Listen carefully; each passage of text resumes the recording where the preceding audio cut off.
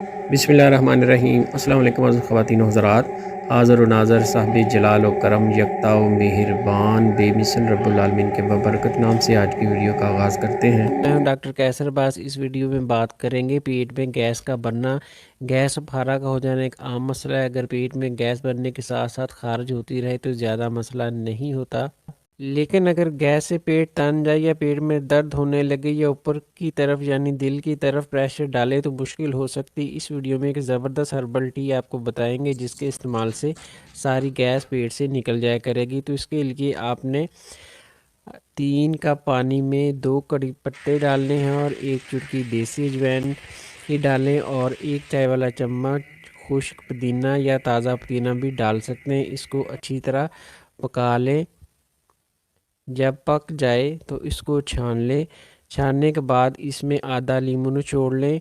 इसके अलावा नमक या चीनी डाल सकते हैं, ये मिजाज के मुताबिक। गर्म खुश्क होता है, लिहाजा गर्मी के मौसम में इस्तेमाल ना करें।